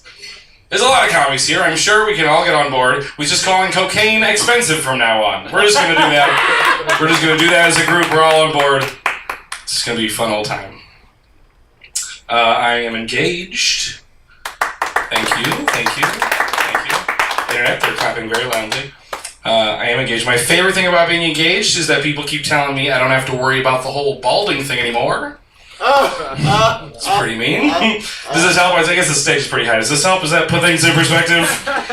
Rest assured, it is something I have been worrying about. So I am pretty stoked. My least favorite thing about being engaged is that I am balding. You guys guessed it.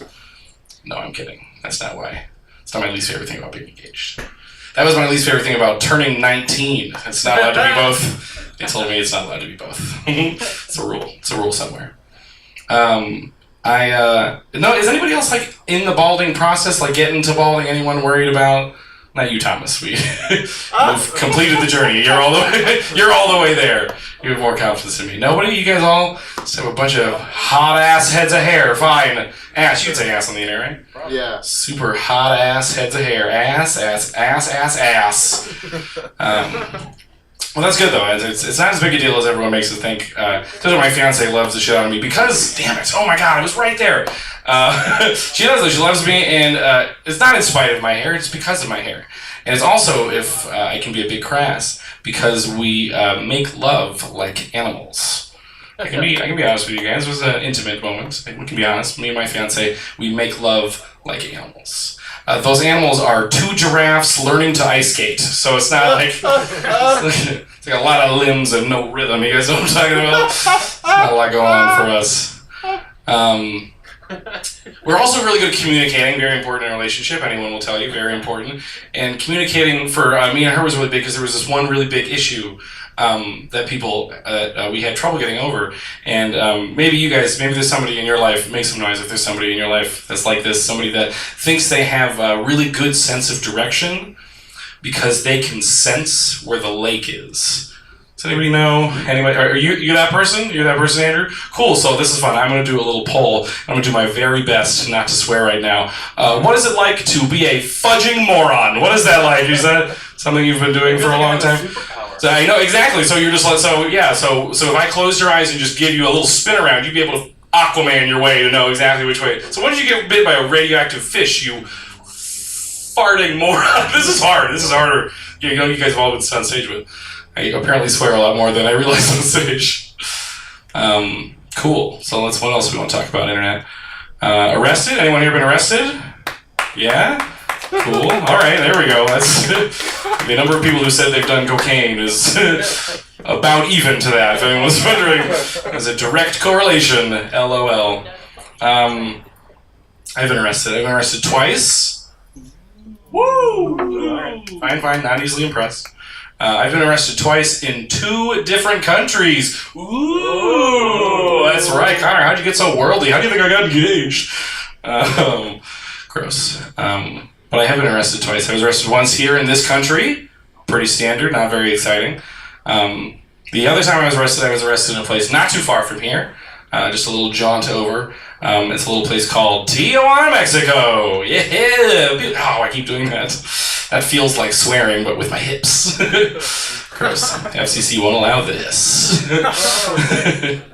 But I was arrested in Tijuana. Like I mentioned earlier, I'm a blackout drinker, so I cannot tell you how or why I was arrested. But what I can tell you is what happened after I got arrested. What happened after I got arrested was I was being led down this alley in Tijuana by a Mexican federale with his 2 fingers in the back of my belt loop. You guys got real nervous for a second. That would be a totally different story. But as he was leading me down and he was leading me away, and I freaked out because I thought I was arrested in America, and that's when stuff's going to actually happen to. But then as soon as I remembered that I was in Mexico, I said to this Mexican federale the bravest thing I have ever said to an officer of the law. I said, "How much to make this go away?" Bold. Do not try that in this country. You will get in trouble. However, in Mexico, works like a charm. You guys would not believe. This Mexican federale responded to my bribery request with the quickness of somebody that had been waiting to be bribed all day. And he goes, $60. Mexico is the best country ever. Let me reiterate, this Mexican federale was going to allow me to not go to Mexican prison, which I hear is pretty bad, for the price of 1/8 of weed in the suburbs. We did it, guys. We have reached the promised land. Thank you, I was Connor. Have a fantastic rest of your night. Bye, Internet. Conor Cawley, everybody! Give him a round of applause! Connor, I won't insult your bald head. As someone pointed out to me, my forehead never ends. It just doesn't. But you mentioned a lot of drugs. You mentioned cocaine. I have to say that I'm actually just too vain and vapid for hardcore drugs. Like cocaine, I feel good when I do it, and then I feel completely awful for 24 hours, and I look like hell for a week. I'm too vain. I can't do it. And I can't do crystal meth. because the side effect of crystal meth is you get really bad skin. And my nickname in high school, because my acne was so bad, was Freddy Krueger. And you also lose your teeth on meth. And I have a gap in my front teeth. There's already men who won't date me. We're now going to bring our final comedian up, our headliner. Everyone give a round of applause for Andrew Puli.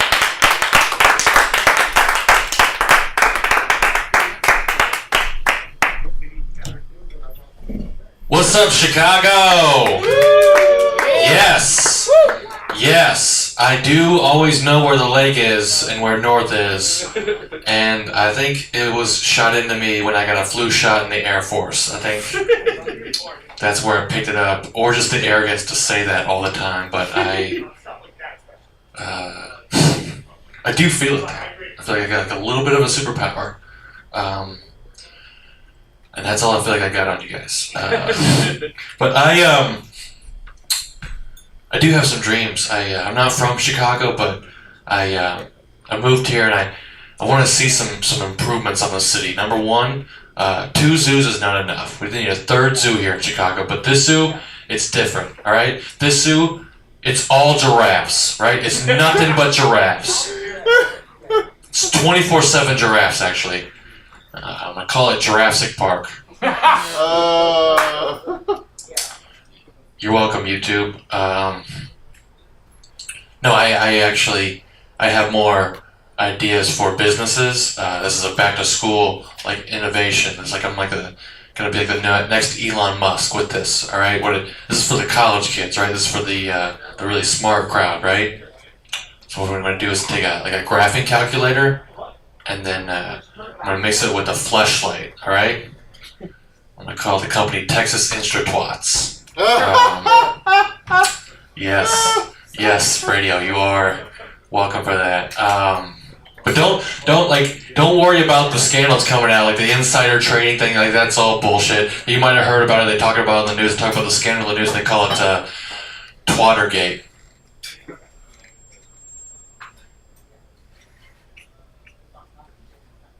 I'm really proud of Twattergate. I sat in my bed 3 nights ago and I was like, they're gonna love that. I didn't know I was gonna do it for the radio and everything, but I was like, Twattergate is gonna get me like at least like Twitter famous, you know? And it's not gotten there yet. I'm so vain about it, I even tweeted it.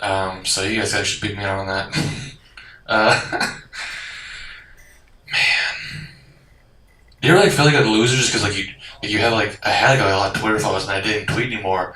They all went away. Like I'm a loser, right? Like, but I like lived a real life, you know. But I still feel like a loser. Like if I just like sign in, I'm like, now I have 980. Does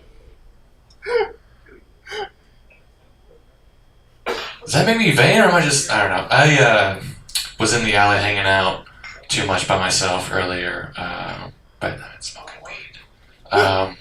Actually, I went to like a foreign country recently. I went to Barbados because I love Rihanna, and it was like Carnival. Like I actually had like hide smoking weed there. Like compared to like it's like decriminalized here in Chicago. Like they're gonna give me a ticket. So I was like, I'm a veteran. What the fuck ever. I was like I'll like just talk about the war and they'll leave me alone. And either way, like I said, like I went to Barbados as like a finale to my New Year's resolution, right? Anybody still on their New Year's resolutions? Like I'm trying to like quit smoking, but like you got the whole year to do it, so it's nice. This is actually my New Year's resolution for 2017. My New Year's resolution for 2017 was to date Rihanna, right? And I couldn't quite do it all in 1 year, so I'm still working on it, guys. But like she like started dating like a whole like Saudi billionaire prince. I feel like I couldn't keep up with that. But for 2018, like on top of like trying to quit smoking, I also put on my resolutions to like become a billionaire.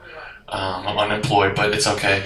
But I also like put on there to convert to Islam. Like there's nothing I won't do for Rihanna. Like I do love Rihanna. I call her Robin Fenty. That's her real name. And I would just be like, what do you think on Roberta? It's like, you guys know Robin Fenty? And I'm like, shut up, Andrew. I made friends. Like I actually made. I didn't see her because she was working on an album.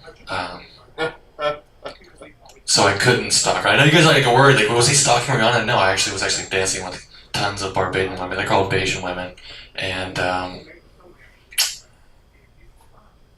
yeah, that's not even a joke. That's just me talking about my vacation, and I'm sorry about that, guys. It's not a riff. That's just me talking about my vacation. That's kind of...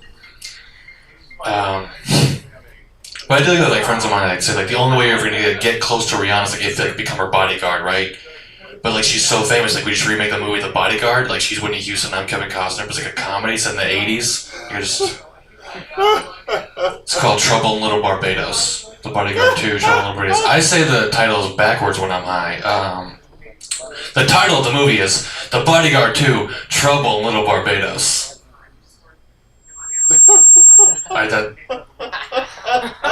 That's just a sign of our love.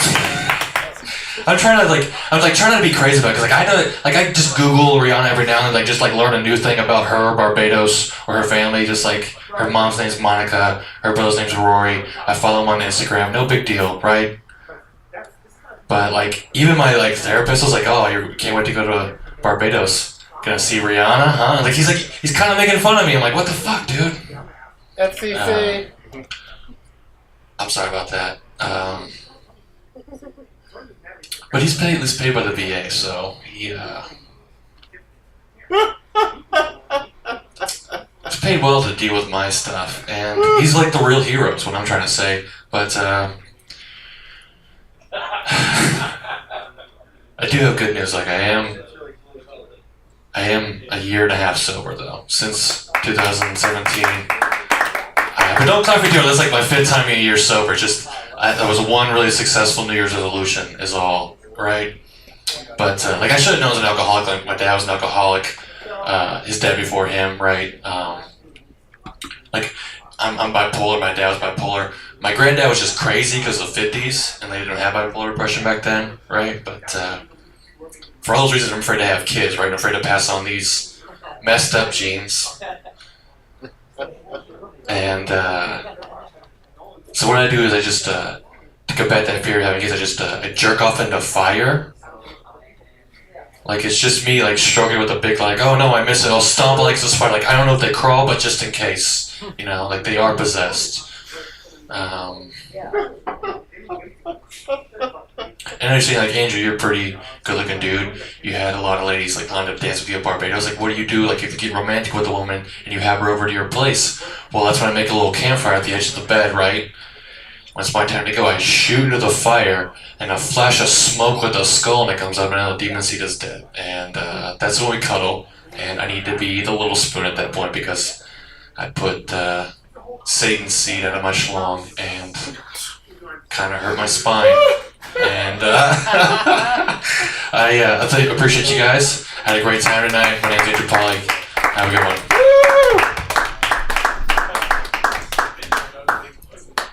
Andrew Puli and his Satan seed, everybody. Give him a round of applause. Andrew, I can recognize the Rihanna love. I have an album. I actually have a 9-year-old Rihanna joke. You guys want to hear my 9-year-old Rihanna joke? Yeah. Well, you know, in Chris Brown's defense, how many times was he expected to hear umbrella, Ella, Ella, A, A, A? Nice. It was more controversial back then. Now she's moved on. They've all moved on. This has been Bottoms of the Barrel at Shakers, 3160 North Clark. Round of applause for Jason, who gave us drinks tonight. We've had a bunch of comedians. We've had Jordain Brown, Alan Ford, Robert Rule, Phil Burns, Cary Horan, Alex Savant, Patrick and Jeremy, Jeff Brumfield, Nate Gallaway, Tyler Fowler, Scott Schwartz, Pete Lipsey, Conor Cawley, Andrew Puli. I am your host, Thomas Bottoms. We do this the 3rd Tuesday of every month. We're on Q4 Radio, AM 1680, Q4.org. Next time you leave your house, be a decent person. Have a good night.